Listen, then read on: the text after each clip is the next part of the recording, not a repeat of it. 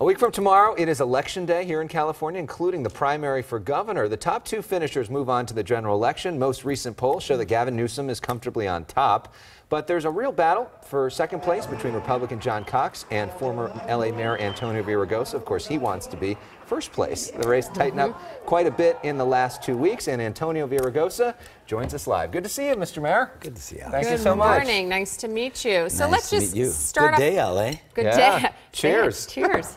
You know, a lot of people in this race. So what's the biggest difference between you and your opponents right now? One, a record. I was Speaker of the California State Assembly. I believe that health care is a right, not a privilege. 750,000 kids got health care. I'm the author of the toughest assault weapons ban in the 90s. It led the nation. As mayor, built 3 light rail lines, 1 busway. Crime went down nearly 50%, nearly doubled graduation rates. And importantly, #1 American city in reducing carbon emissions. But I think the message of an economy that needs to work for more people. This is a great state, but it's 2 states, one rich and one poor. It's not just poverty, it's the middle class struggling to make ends meet. One of the biggest expenditures for the state is on education. And one of the big questions in this race is charter schools. Charter school advocates have backed a group that are backing you, $17.5 million so far. What specifically is your position when it comes to charter schools, and how is it different from the other people in the race? As I said, I have a record on education. When I became mayor, 1 out of 3 schools were failing. We had a 44% graduation rate. We took that to 1 out of 10 schools failing, and a 44% graduation rate to a 72%. I believe in quality schools, quality traditional public schools and high quality public charters. So they're supporting me, yes, primarily because I have a record of turning around schools. The state is going to have to do something about the fact that about 83% of our kids are graduating. If you're poor, it's 70%, and if you're an English language learner, it's 64%. Those aren't numbers that are sustainable going forward.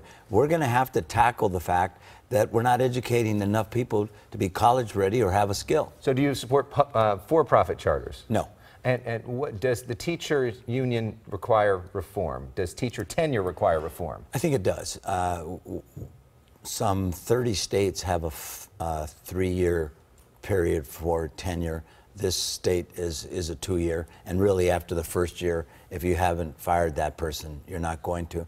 I want to focus on teacher training, supporting our teachers, make sure that we're bringing technology in the classroom, longer school days, particularly for kids who are high need and high impacted, making sure that the money that the local control funding formula that Governor Brown is focused on goes to the kids that they're supposed to go and not just spread like peanut butter across the school district.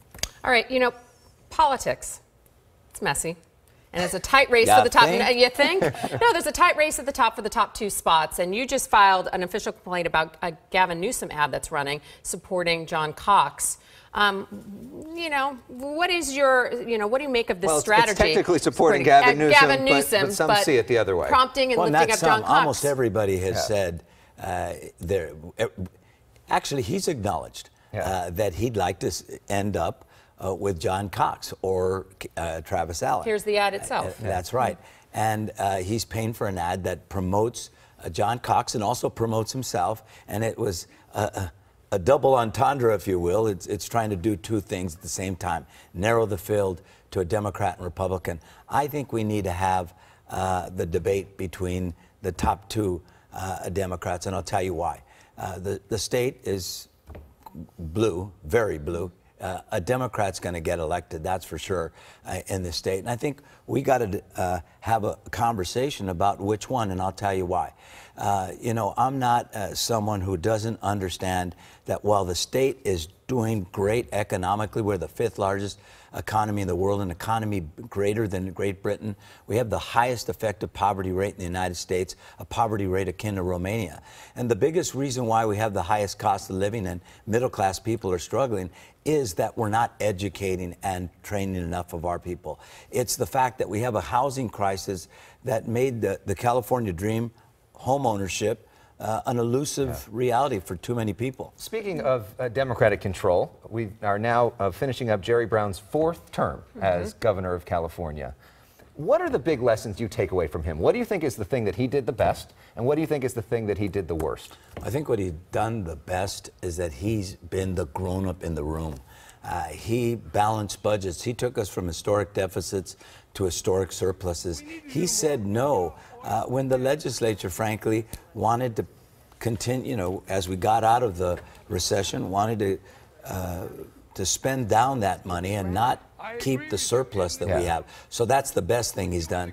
What, you know, I haven't thought a lot about what he hasn't done. I will tell you what I'm going to do. I'm going to focus a lot more on early child education than the previous administration. I think we need to start early. These kids are coming in 2 and 3 million words down.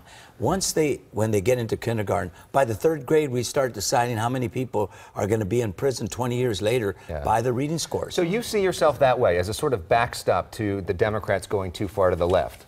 I see myself as a backstop, moving away from the notion that a progressive, as I hear so often, has to be someone that balances budget. I'm old-fashioned. I think you got to balance a budget. I think you got to live within your means. I think you could dream, as you saw that first, commercial. I'm going to ask California to dream with me, but also invest in the next generation. Great to see you, Mayor. We're going to see you on our political show. The Issue Is on Friday, and you can hear more from his on our podcast for The Issue Is. Look that up. I don't get to come on that show. He rarely lets me. It's not as fun without good luck to you. Thank you, Mayor. Good to see you.